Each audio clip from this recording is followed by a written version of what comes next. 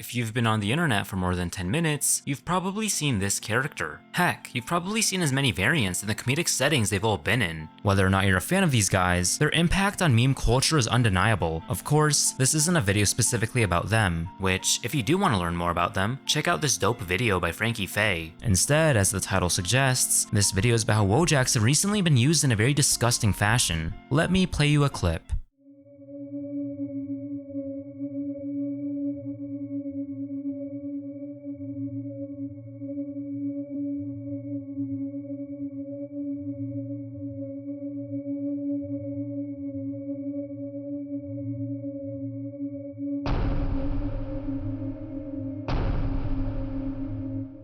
To summarize the clip I just played out, we have dialogue between a mother and a son, both portrayed as wojaks. The mom wants the son to grow up, but he straight up doesn't want to. So then, the mom's face becomes all evil looking, before taking out a knife and killing her son. When the song's bass drops, we get some images showing off the mom and the son's actual faces. These images make it clear that this is, in fact, a true story. In the description of the video, we get some more context regarding the case. Feel free to pause the video to read it. When we compare this description to the video we just saw, the video is not only oversimplifying the case, it's also making a mockery out of it. I decided to run the text through multiple AI checkers. Two of them said it's most likely human written, while the third said it's most likely AI generated. I'm going to run with the notion that it's a mix of both. If I were to guess, actual but limited research was done, and an initial draft was made before AI was used to tweak it up. Of course, I can't say for sure. This video is quite tasteless. And to make matters worse, there are just so many videos like it. They all play out similarly and are all just as bad. A true crime case is told with the people involved in the case being portrayed as wojaks. One of two songs will play in the background, a slowed down version of Mother Mother's verbatim, or a heavily edited version of the Lavender Town theme from Pokemon. The endings of these videos also play out similarly to that of the previous one, with the culprit having their cartoonishly evil smile, and the images attached to these cases being shown. Most of them don't have crazy numbers, mainly garnering a couple thousand views per video, but then there are ones that manage to reach tens of thousands and even hundreds of thousands of views. And it's not all the same creator, it's multiple different creators mass producing their own versions. Sometimes they'll take it a step further by using AI for the visuals, which gives them this uncanny and soulless look. Plus, there are all the other bad things you've probably already heard about AI usage, as if having your tragedy be reduced to an MS Paint slideshow wasn't bad enough. With how fast and how many wojak true crime videos are being made, it becomes clear that the creators do not care about the victims in their cases. They're nothing but tools to them. No matter what context they're used in, wojaks will always be seen as comical. The first one is made to be used in a meme setting, and all the others after it were made to mock a specific person or a group of people. Wojaks are used in these videos for two reasons. They're simple and recognizable. This allows for more to be made while also catching the eyes of many people. Not only is this really watering down the severity of these cases, but it's also straight up humiliating. For the criminals, being made fun of is the least they deserve. On the other hand, the victims and the first responders being portrayed as wojaks is just demeaning, especially after everything they went through. Just imagine your family member dying in a very horrible way, only to see them on the internet be portrayed as wojaks in a sloppily made video. If I were in that position, I'd feel very upset. I understand that for short form content, things have to be cut down for the sake of digestibility and pacing, but even by that standard, the storytelling in these videos is so incredibly vague that you aren't learning much. I know they give full context in the description, or add an explanation after the wojak segment plays out, but that just adds the question, did we really need all that wojak stuff? The music and the evil wojak faces also contribute to the unseriousness of these videos. They make them feel less like true crime videos and more like half-assed anime edits. There is the benefit that these videos have made people aware of these cases, but now they're probably going to associate those cases with these wojak videos. The comments of these videos aren't any better either. People are responding with reaction images, or starting sentences with, bro think he ...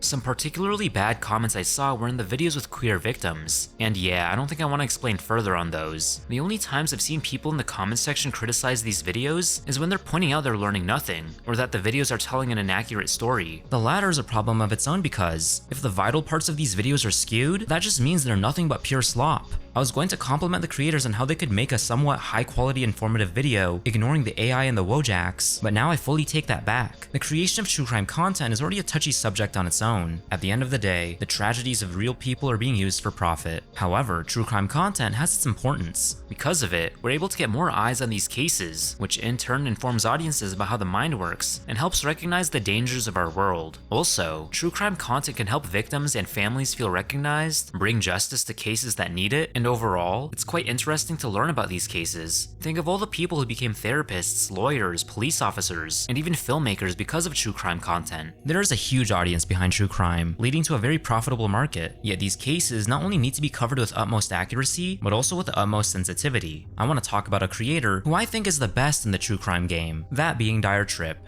His videos are extremely high quality and well researched. Better yet, he's not tone deaf. He doesn't throw in any jokes, and his plugs aren't until the very end. I've also met the man during both of my VidCon trips, so I can confirm he's a cool, awesome person behind the scenes. I jokingly call him my dad because he's a lot older than me. I'm personally a normie when it comes to other true crime content creators. No matter, there are Reddit threads with a list of recommendations. It also seems like the most recognizable names in the true crime sphere have taken some flack, so I just be on the lookout for who you check out. There have been 4 different times I've talked about real life cases as opposed to the fictional creepypasta ARG stuff I usually talk about. After the first time, which was with the Legoland video, I avoided real life stuff altogether until earlier this year with 3 certain videos. I covered each topic for very specific reasons stated in the videos. Unfortunately, no matter how a true crime case is approached, there will still be people treating it as just some story from a show. I mean, like people talking about their favorite cases, or who their favorite killer is. Circling back to the Wojak videos, I think they're only adding to the problem. If a video doesn't treat a case with seriousness,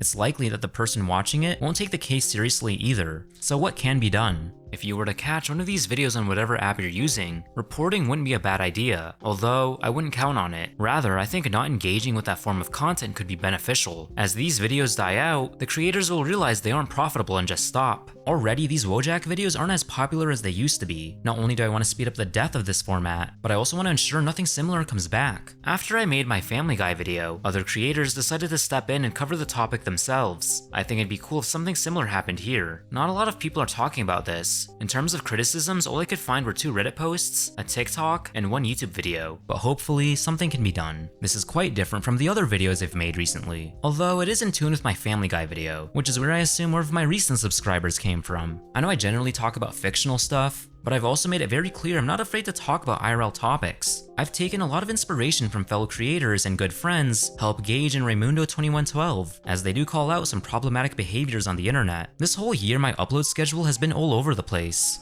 Not only am I a college student with a social life, but I've also been like, what do I upload next? That changes now, as I plan to upload a lot more regularly, especially since I am moving into my own place pretty soon, meaning I have more time to record. I also want to talk about my second channel. Don't get me wrong, I love making horror videos. It's the niche I grew up with, and it's also the niche that brought me so much success and made me meet so many cool people. However, I can get pretty bored of it sometimes. Like half the time, I'd rather talk about topics I'm more passionate in that aren't horror related. Therefore, I have my second channel, just titled Casey Valentine. I recently made a video talking about fake video game areas, places like Minecraft's Ether, Club Penguin's Rockhopper Island, and the Near Automata Church, if you guys remember any of those. It was probably my favorite video I've ever made, and I'd love for you guys to check it out. I have big things planned, so stay tuned. I am super close to 100k, so I'd appreciate you guys helping me reach that goal. Would also really appreciate a hype if you're on mobile. Anyways, take care of yourselves, and of course as usual, please have yourselves a damn good one.